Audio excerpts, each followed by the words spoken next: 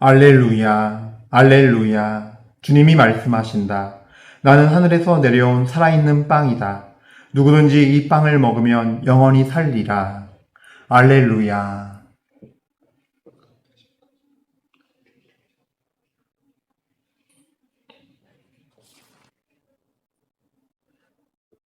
주님께서 여러분과 함께 또한 사제의 영과 함께 요한이 전한 거룩한 복음입니다. 주님 영광 받으소서. 그때 예수님께서 군중에게 말씀하셨다. 나를 보내신 아버지께서 이끌어주지 않으시면 아무도 나에게 올 수 없다. 그리고 나에게 오는 사람은 내가 마지막 날에 다시 살릴 것이다. 그들은 모두 하느님께 가르침을 받을 것이다 라고 예언서들에 기록되어 있다. 아버지의 말씀을 듣고 배운 사람은 누구나 나에게 온다. 그렇다고 하느님에게서 오니 말고 누가 아버지를 보았다는 말은 아니다. 하느님에게서 온 이만 아버지를 보았다. 내가 진실로 진실로 너희에게 말한다. 믿는 사람은 영원한 생명을 얻는다. 나는 생명의 빵이다.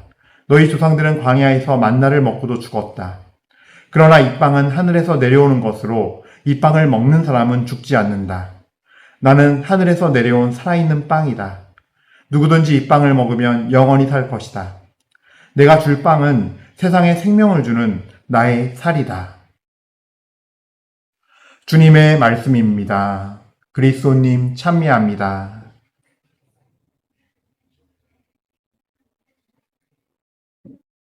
찬미 예수님, 은효 1830 교회 여러분들, 그래요. 우리 시작하기에 앞서서 우리 부활하신 주님, 영광의 주님을 찬미드립시다. 주님, 부활하신 주님, 홀로 영광 받으시고 찬미 받으소서. 당신의 부활로 저희에게 영원한 생명의 문을 열어주시고 저희에게 승리를 주심에 감사드립니다. 아멘.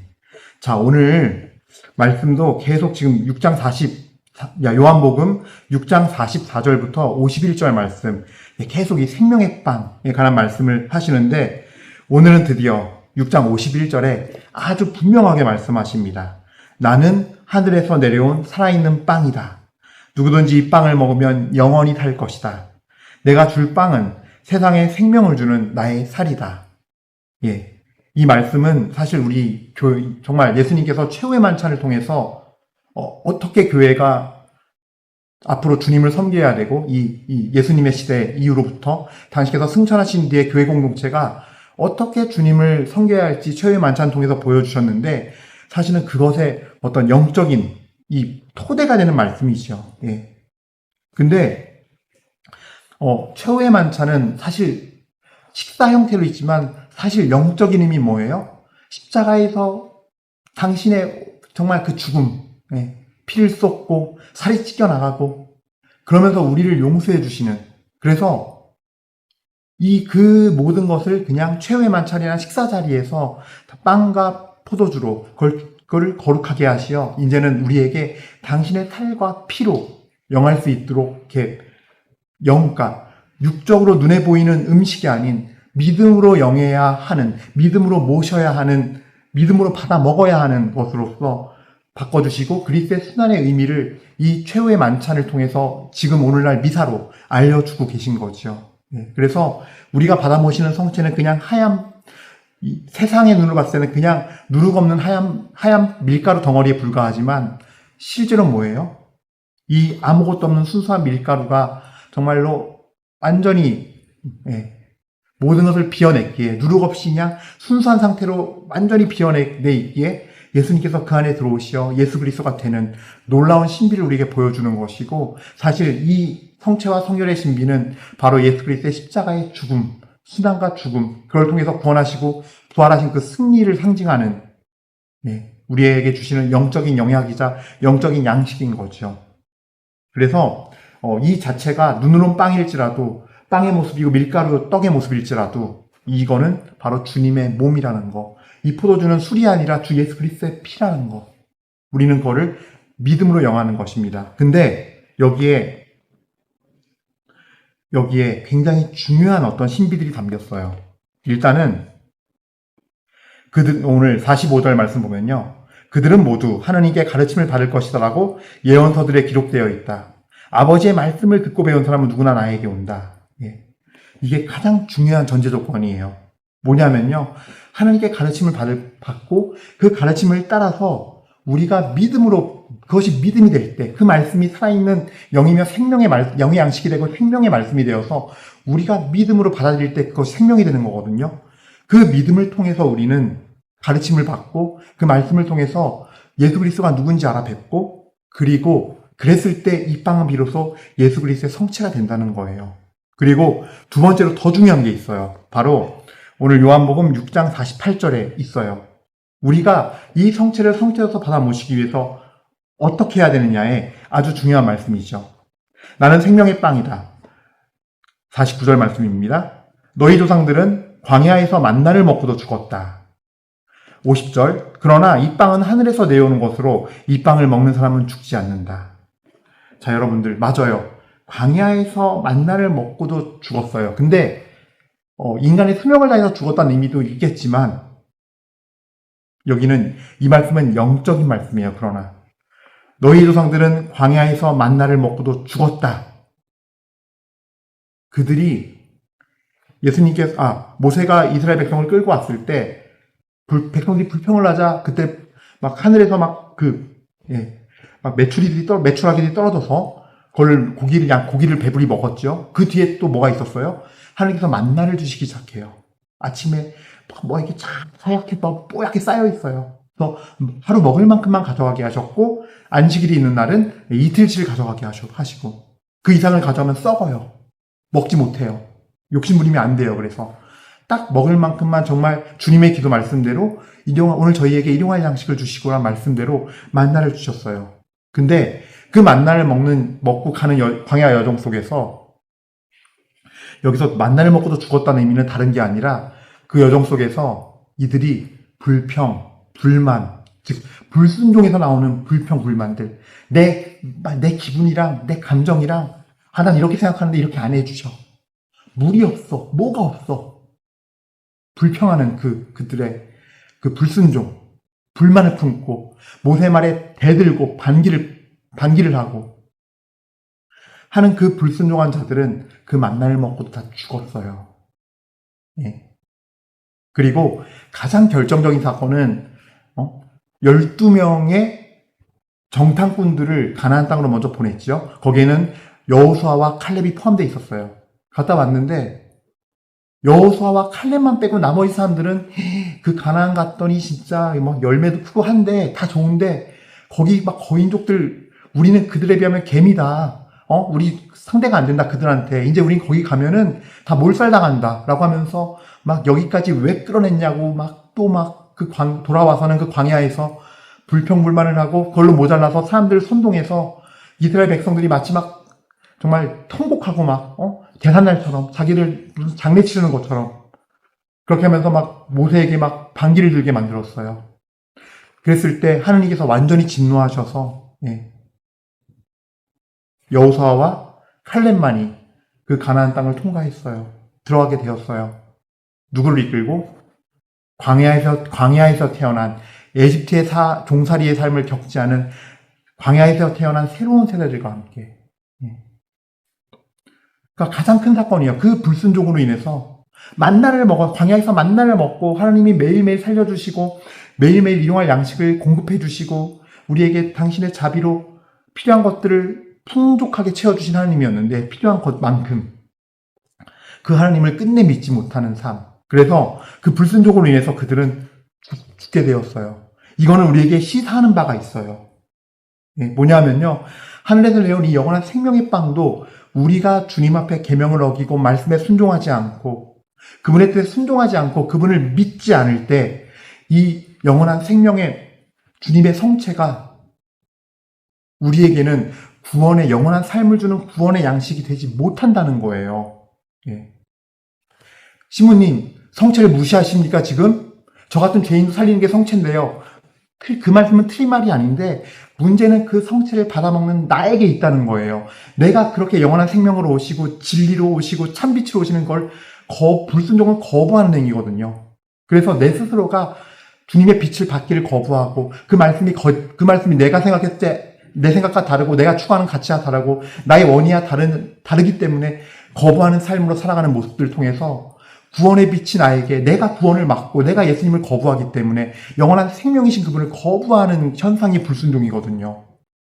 그래서 우리가 구원을 받는 것이 아니라 오히려 그 성체가 나에게 구원을 주는 양식이 아니라 오히려 나에게는 심판이 될 수도 있다는 거예요. 그 말씀이 성경에 있어요. 자, 코린토전서 11장 24절부터 29절 말씀입니다. 제가 그대로 봉독해 드릴게요. 감사를 드리신 다음 그것을 떼어주시며 말씀하셨습니다. 이는 너희를 위한 내 몸이다. 너희는 나를 기억하여 이를 행하여라. 또 만찬을 드신 뒤에 같은 모양으로 잔을 들어 말씀하셨습니다. 이 잔은 내 피로 맺는 새 계약이다. 너희는 이 잔을 마실 때마다 나를 기억하여 이를 행하여라. 그래서 우리 교회는 이 사도 바오로의 또 전해준 이 가르침을 따라서 미사 때 그렇게 최후의 그 만찬을 다시 그대로 재현하면서 주님의 말씀으로 하고 있죠. 그게 성체성사죠.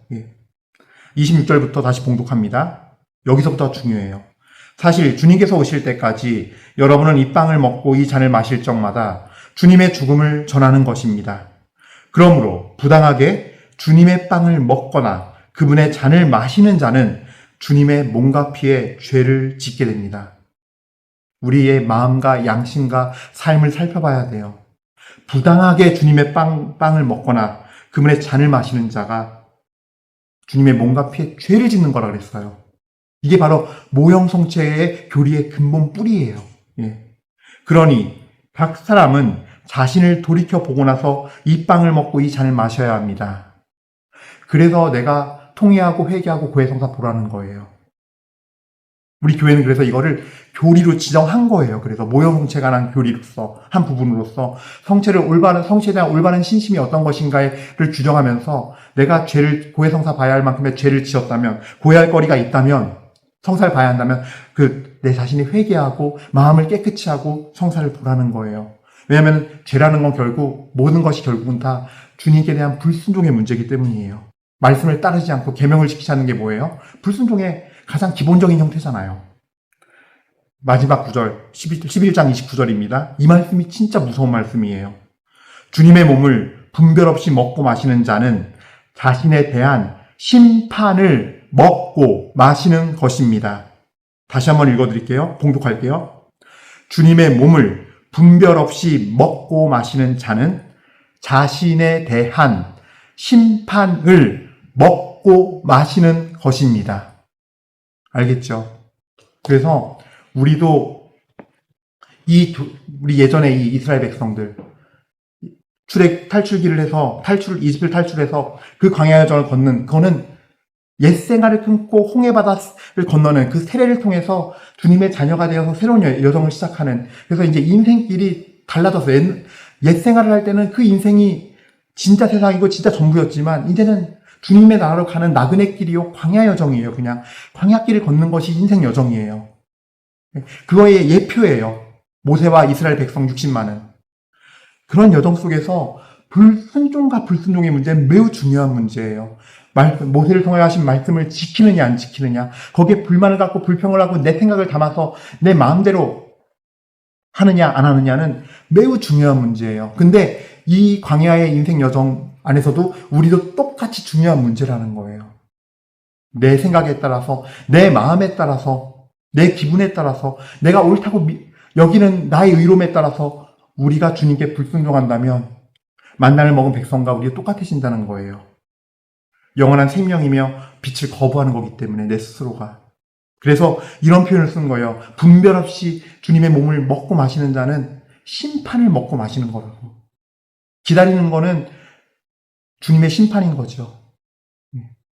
그래서 여러분들도 나를 잘 돌아보셔야 돼요. 나의 마음의 중심을 잘 살피셔야 돼요. 내 마음의 중심이 지금 정말 주님께 향해 있는지, 나를 꺾을 준비가 되어 있는지, 내 뜻을 부러뜨리면서 주님께 나갈 준비가 되어 있는지, 내 마음에 정말 중심이 되는 그 뿌리의 마음은 뭔가, 내가 진짜 주님을 사랑해서 따라가는 건가, 아니면 내가 정해놓은 의로움으로 이렇게 하는 게 하나님을 올바로 섬기는 거야 정해놓고 하는 건가는 내 마음의 중심에서 드러나요. 그리고 그 마음의 중심은 삶에서 순종이란 것으로, 순종하는 자들은요 하루하루가 매우 액티브해요. 똑같은 루틴을 살고 있고 똑같은 시간에 뭘 하는 것 같지만 그게 하나의 표시예요. 왜냐하면 그때마다 하나님은 나에게 순종하실 것들을 허락하시거든요. 어떤 걸 기도해야 할지, 또 어떤 무엇을 지금 내 마음속에서 추구해야 할지, 아니면 나가서 어떤 행동을 해야 할지, 어떻게 사랑을 실천해야 할지, 어떤 사람이 오늘 주님께서 나에게 붙여주시는 이웃인지, 복음을 전해야 할 이웃인지, 아니면 사랑과 섬김으로써 봉사해야 할 이웃인지, 아니면 내 것을 나눠야 할, 선행, 자선의 그런 대상자인지, 하나님은 끊임없이 우리의 이 쳇바퀴 돌아가는 삶 속에서도, 가정에서, 직장에서, 내가 길 걷는 가운데에서, 대중교통을 이용하는 가운데에서, 삶의 자리에서 항상 나에게 나타나시거든요.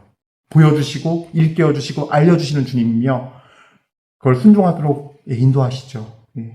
그래서 우리가 이 살아있는 하나님의 예수 그리스도, 이 살이라고 말씀하시는, 나의 생명이라고 말씀하시는 그 하늘에서 내려오는 살아있는 이 빵, 우리 오늘날 가장 눈에 가까이 보이는 예표는, 가장 드러나는 그 예표래요. 그 실체는 바로 성체죠, 미사 때. 1차적으로 우리가 알 수 있는.